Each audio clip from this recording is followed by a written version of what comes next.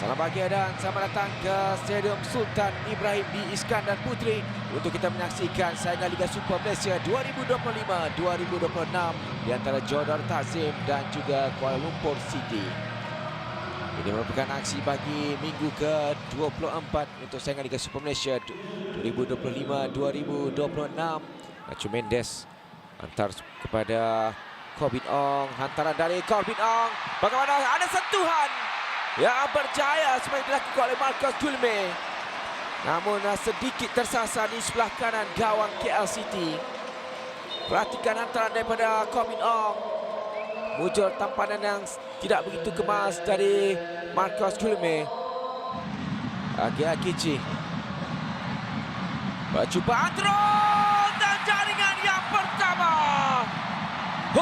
Cukup tepat tendangan yang dilakukan oleh Akici, pemain yang berasal dari Spanyol ini, berusia 32 tahun. Tak mampu dilakukan apa-apa oleh Quincy Cameron.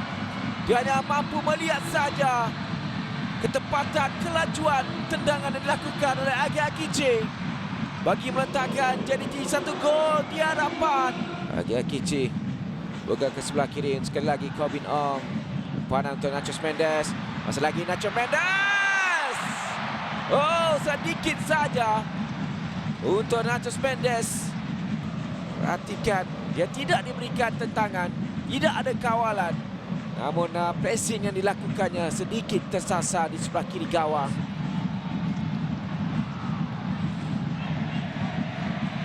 Peluang ketiga untuk Oscar Ribas. Satu kedudukan yang cukup mudah disempurnakan oleh Oscar Ribas. Melihatkan bagaimana dia berjaya untuk melepasi kawalan pemain-pemain pertahanan KL City. Kita saksikan dia berjaya melepasi kawalan Declan Lambert sebelum melepaskan satu sepakan yang mudah untuk menewaskan Quincy Cameron. Kali yang kedua pada separuh masa pertama ini oleh pemain JDT. Nacho Mendes di sebelah kanan itu tidak ada kawalan ke atas Ribas. Ribas dijatuhkan.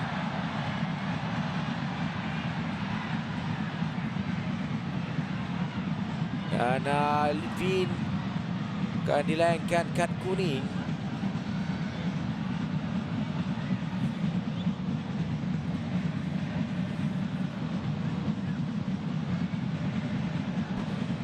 Metro Litvin, pemain tinggi lampai dari Ukraine ini. Kita perhatikan dia menjatuhkan Oscar Ribas yang sebenarnya sudah pun berjaya melepasi Kamal Azizi. Kad merah dilayangkan kepada Litvin. Kini KL City semakin sukar. Safawi Rashid akan mengambil sepakan ini agak jauh dari kedudukan yang dia dikasari dari Safawi. Tak ada tiang. Safawi Rashid hampir-hampir untuk menghasilkan jaringan pertama bagi KL City. Nacho Mendes memenangi kawalan bola.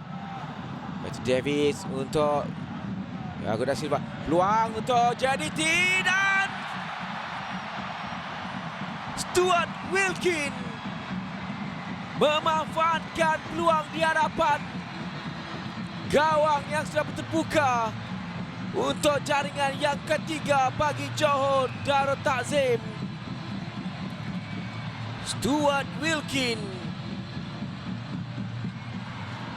kemasukannya memberikan impak untuk jaringan yang ketiga buat Johor Darul Takzim. Kita lihat dia berada di kedudukan yang cukup baik.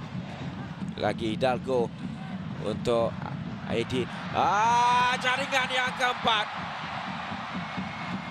Aidin Muyaji melakukan umpanan yang cukup penting kepada Tito Martin sebelum pemain itu memastikan jaringan yang keempat untuk JDT untuk menewaskan Quincy Cameron buat kali yang keempat pada malam ini. Kita lihat Hidalgo untuk Aidin Muyajic dan Tito Martin menyempurnakan tugasnya dengan cukup baik. bagi menghadakan jaringan yang keempat. Ruang untuk satu lagi jaringan. Hanya tampanan diperlukan untuk Aidin Mujagic memastikan namanya juga berada dalam senarai penjaring. Aidin Mujagic untuk 5 gol bagi JDT. Kita perhatikan satu sentuhan mudah untuk memastikan jaringan yang kelima buat JDT. Aidin Mujagic menyempurnakan cubaan awal dari Hidalgo, namun sentuhannya itulah yang membuatkan bola itu masuk ke dalam gawang. Serangan penjuru atas diambil. Satu lagi antara ke bagian Fapo, tandukan dan jaringan yang ke-6. Israfilov pula yang meletakkan namanya selaku penjaring. Edi Israfilov untuk jaringan yang ke-6 bagi JDT.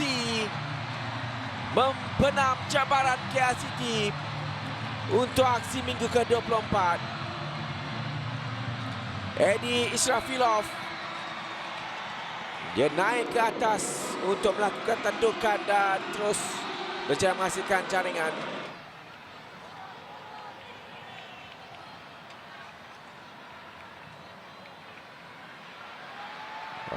Peluang, satu lagi peluang untuk JDT dan diselamatkan oleh tiang gol. Masih lagi berkedudukan dan jaringan yang ke-7. Manuel Hidalgo. Namun pengadil sudah pun mengangkat bendera.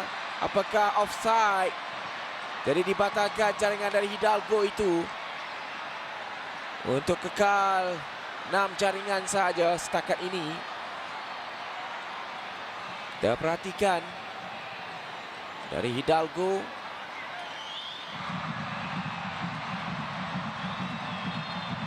Jaringan diberikan untuk jaringan yang ke-7 bagi Manuel Hidalgo.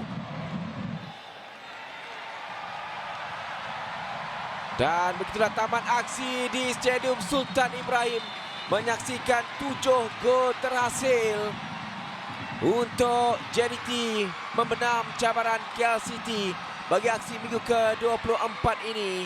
Jadi keputusan penuh di Stadium Sultan Ibrahim menyaksikan Johor Darul Takzim menewaskan Kuala Lumpur City dengan keputusan 7-0.